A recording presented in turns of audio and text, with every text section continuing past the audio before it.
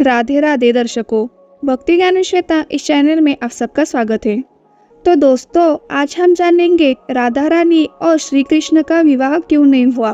दोस्तों, हिंदुओं में देवी राधा और भगवान श्री कृष्ण को प्रेम का प्रतीक माना गया है, मगर इनका विवाह कभी नहीं हुआ। आखिर क्यों राधा रानी और श्री कृष्ण का विवाह नहीं हुआ? तो चलिए वीडियो को स्टार्ट करते हैं। ऐसे ही आध्यात्मिक जानकारी के लिए हमारे चैनल को प्लीज सब्सक्राइब कीजिए। दोस्तों, हिंदू धर्म में बहुत सारी देवी और देवताओं को पूजा जाता है। श्री कृष्ण और देवी राधा को भी हिंदू धर्म में विशेष स्थान प्राप्त है। ऐसा कहा जाता है कि श्री कृष्ण भगवान विष्णु का अवतार थे और वही देवी राधा लक्ष्मी जी का स्वरूप थी। राधा और कृष्ण के अलौकिक प्रेम से जुड़ी कई कहानियां प्रचलित है। इन दोनों के प्रेम की गाथा पर कई फिल्में और सीरियल्स आए। इन सभी में जहां एक तरफ राधा और कृष्ण की प्रेम लीलाओं को दिखाया गया, वहीं दूसरी तरफ राधा और कृष्ण के बिछड़ने को भी नजरअंदाज नहीं किया गया।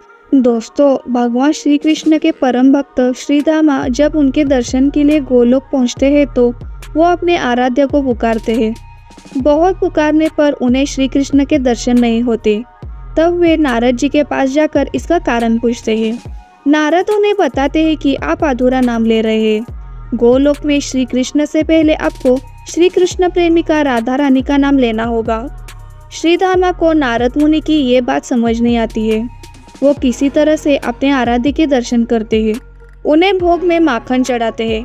मगर जब श्रीधामा देखते हैं कि राधा उन्हें अपना झूठा माखन खिला रही है तो उन्हें क्रोध आ जाता है। श्रीधामा श्री कृष्ण से पूछते हैं कि प्रेम और भक्ति में क्या श्रेष्ठ है। तब श्री कृष्ण अपने भक्त को द्वारपाल बनाकर विश्राम करने के लिए चले जाते हैं और वही सोचते हैं कि प्रेम और भक्ति में क्या श्रेष्ठ है। श्री कृष्ण को जब कुछ समझ नहीं आता तो वो राधा को याद करते हैं और राधा भी उनके पास दौड़ी चली जाती है, मगर श्रीधामा उन्हें अंदर नहीं जाने देते। दोनों में तर्क वितर्क होता है।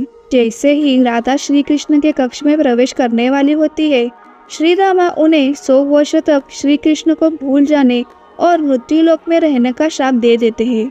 श्रीधामा के श्राप के बाद राधा पृथ्वीलोक पर जन्म लेती है। श्री कृष्ण भी अपनी राधा से मिलने के लिए पृथ्वी पर जन्म लेते हैं, मगर राधा को गोलोक का कुछ भी याद नहीं होता। दोस्तों, भले राधा को गोलोक के बारे में कुछ भी याद नहीं होता, मगर श्री कृष्ण उन्हें कभी सपने में तो कभी अपनी आंखों में गोलोक के दर्शन कराते रहते हैं।